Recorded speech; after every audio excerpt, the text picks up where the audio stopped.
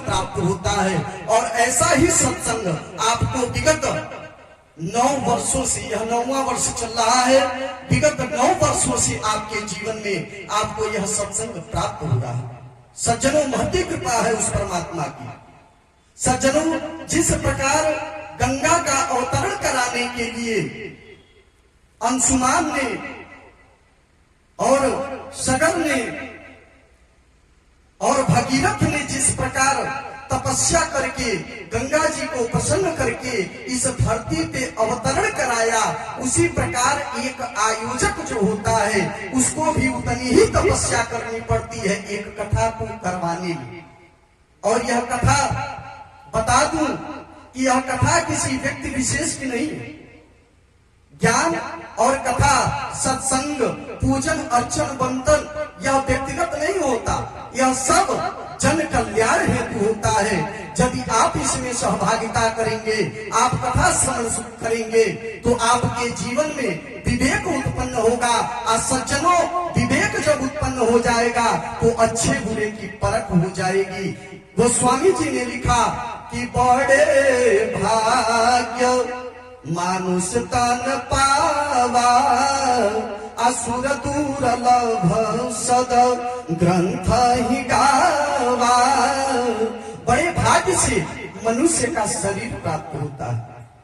सज्जनों, 84 लाख योनियों में रगड़ते रगड़ते यह मनुष्य का शरीर प्राप्त होता है। और इस शरीर को भी प्राप्त करके जो परलोक को न संवार ले, जो अपने आने वाले गति को न बना ले, फिर वह जीवन व्यर्थ है। गोस्वामी जी ने लिखा कि बड़े भाग्य मानुष तन पावा, असुर दुर्लभ सद ग्रंथ ही गावा।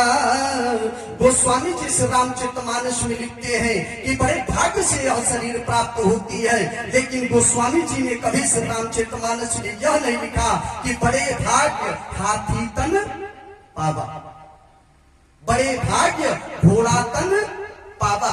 हमारे और आपके शरीर को श्मशान में ले जाके लकड़ी की चिता सजा के जला दिया जाता है, किसी काम में नहीं आता। लेकिन आप लोग अंदाजा लगा लीजिएगा कि एक हाथी की दांत की कीमत आज मार्केट में क्या हो। करोड़ों में, अरबों में बोली लगती है उसके दांत की। लेकिन फिर भी गोस्वामी जी ने ये नहीं लिखा कि बड़े भाग्य हाथी तन पावा, बड़े भाग्य घोड़ा तन पावा, बड़े भाग्य बैल तन पावा। गोस्वामी जी ने लिखा कि बड़े भाग्य मानुष तन पावा। बड़े भाग्य से मनुष्य का तन मिला है। और इसको भी प्राप्त करने के बाद यदि जीवन में हम सत्संग न कर सके, भजन न कर सके, कथा न सुन सके, तो यह जीवन पे धिक्कार है महाराज। सज्जनों, गोस्वामी जी ने कहा कि यह शरीर हमें क्यों मिला है? यह शरीर हमें साधन के रूप में मिला है। जैसे किसी व्यक्ति को कोइंदी से तमकुही राज्य जाना हो तो उसके लिए कोई साधन की आवश्यकता पड़ती है। साइकिल हो, मोटरसाइकिल हो, 4 व्हीलर हो, जब कोई साधन रहेगा तभी तो आप कोइंदी से चल के और तमकुही राज्य पहुंचेंगे। उसी प्रकार परमात्मा ने हम सब जीवों को, हम सब मनुष्यों को शरीर प्रदान किया ताकि यह शरीर साधन बन सके। कहाँ के लिए? तो परमात्मा को प्राप्त करने के लिए, भगवान को प्राप्त करना है, जीवन को संवारना है। तो जीवन में सत्संग बहुत ही जरूरी है। जिस दिन हमें यह समझ में आ जाएगा कि परमात्मा ने यह सुंदर शरीर जो गॉड गिफ्टेड हम लोगों को शरीर यह प्राप्त हुआ है, यह क्यों प्राप्त हुआ है, जिस दिन आप मन में विचार कर लेंगे उसी दिन आपको सत्संग की महत्वता समझ में आ जाएगी। सज्जनों, इसलिए दूरध्वनि यंत्र के माध्यम से जहां तक मेरी आवाज पहुंच रही हो, आप सभी माताओं बहनों से, भाई बंधुओं से करबद्ध प्रार्थना है कि जो शेष दिन आपके मध्य रह गए हैं, आके कथा को श्रवण करें, अपने जीवन को कृतार्थ करें। अवसर बीते मन पछताई है, हैं अवसर बीत जाएगा और आप अपने घर में अपने गांव में रह के पछताते रह जाएंगे कि हमारे ही इस ग्राम सभा में कोइंदी बुजुर्ग के पंचायत भवन में भगवान की इतनी सुंदर दिव्य कथा, अमृतमयी कथा, ओजस्मयी कथा, रूपी गंगा का अविरल प्रवाह इस कोइंदी बुजुर्ग के पंचायत भवन में चल रहा था और हम उस कथा से वंचित रह गए। इसलिए सज्जनों, आपको पछताना नहीं है, पश्चाताप जीवन में नहीं करना है।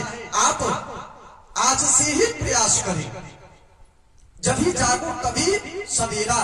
जिस दिन से आप सत्संग में आएंगे और कुछ न कुछ अपने जीवन में उतार लेंगे तो हमारा और आपका जीवन सुधर जाएगा। सज्जनों, सोचा विचारी न करें, अपने घर से अपने कार्य को विश्राम देके कुछ समय के लिए आके भगवान की अमृतमयी कथा का रसास्वादन अवश्य कर ले। यह जीवन बार बार प्राप्त नहीं होने वाला है। किसी सज्जन पुरुष ने बहुत ही सुंदर कहा है